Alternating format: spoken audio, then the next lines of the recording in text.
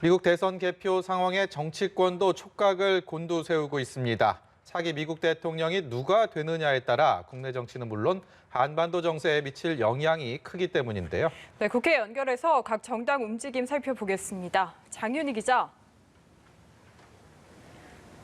네, 정치권은 미국 대선 개표 상황을 지켜보며 미국 대선 결과가 우리 정치권은 물론 한반도 정세에 미칠 파장에 촉각을 곤두세우고 있습니다. 더불어민주당 김태년 원내대표는 오늘 정책조정회의에서 미국의 어떤 행정부가 들어서도 우리는 한반도 평화 프로세스를 재가동해야 한다고 밝혔습니다. 이어 미국 정부가 남북미 대화를 재개할 요건도 만들어야 한다면서 이번 정기국회에서 판문점 선언 비준과 한반도 종전선언 촉구 결의안을 통과시키는 것은 미국의 큰 메시지가 될 것이라고 말했습니다. 민주당 한반도 TF는 오늘 16일부터 일주일간 미국을 방문할 예정입니다. 신임 대통령 당선인의 외교 안보 참모진을 만나기 위해서인데요.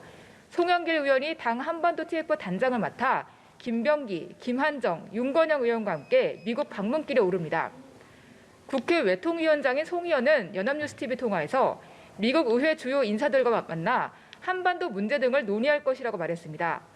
국민의힘도 미국 대선 개표 상황을 예의주시하고 있습니다. 김종인 비대위원장은 비대위 회의에서 정파적 이익이 아니라 국익을 극대화하는 데 초점을 맞춰 우리 당도 국익 실현을 위한 초당적 대처 준비가 되어 있다고 말했습니다. 김 위원장은 또 분열된 국민과 나라를 통합하는 것이 미국의 큰 과제로 대두될 수밖에 없다면서 우리나라에 시사하는 바가 크다고 말했습니다. 이어 정부는 다각도의 시나리오를 바탕으로 치밀한 안보 전략을 세우고 통상 문제에 대해서도 사전 대비책이 필요하다고 강조했습니다. 네, 현재 국회에서 외교통일위원회 전체 회의가 진행되고 있는데요. 바이든 후보가 당선되는 걸 가정한 질문이 많았다고요. 네, 그렇습니다. 미국 개표 현황에서 바이든 후보의 당선 가능성이 큰 것으로 전해지면서 국회 외통위에선 미국 정권이 교체될 것에 대비한 정부 대책을 묻는 질의가 잇따르고 있습니다. 다만 강경화 장관은 외교장관으로서 누가 당선이 확정적이라고 말하긴 민감한 상황이라며 신중한 태도를 보였습니다. 강 장관은 또 미국 정권이 교체되면 북핵 협상도 원점으로 돌아가느냐는 질의에는 원점 회귀는 아니라 생각한다며 그간의 성과를 바탕으로 긴밀한 조율을 통해 북미 대화를 재개하고 비핵화가 달성되도록 최선을 다하겠다고 말했습니다.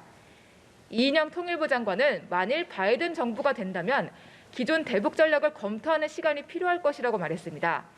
이 장관은 그 여백을 우리 정부가 어떻게 활용하느냐에 따라 남북 관계 개선 등 속도는 달라질 수 있다고 본다고 말했습니다. 네, 장윤희 기자. 내년도 예산안 심의도 이어지고 있는데 이틀째 상황 어떻습니까? 네, 국회 예산결산특위는 오늘도 전체 회의를 열어서 내년도 예산안에 대한 종합정책 질의를 이틀째 진행하고 있습니다. 내년도 예산안이 역대 최대인 556조 원 규모인데 정부의 확장 재정 기조를 둘러싼 재정 건전성이 여전히 쟁점입니다. 예산 정국과 보궐선거 관련 여야 지도부의 민심 행보도 이어졌는데요. 민주당 이낙연 대표는 오늘 소상공인의 날을 맞아 열린 당 간담회에서 소상공인을 위한 입법, 예산을 차질 없이 처리하겠다고 밝혔습니다. 이어 일각에서 제기되는 추경 가능성에는 올해 추경을 또 만들기는 어렵다고 선을 그었습니다. 한편 국민의힘 지도부는 오늘 부산, 울산, 경남을 돌며 예산 정책 협의회를 진행하고 있습니다. 이곳은 어제 민주당 지도부가 다녀간 곳인데요. 국민의힘은 부산에서 가덕 신공항을 위한 적극적 지원을 약속하며 보궐선거 표심 공략에 나선 모습입니다. 지금까지 국회에서 연합뉴스TV 장윤희입니다.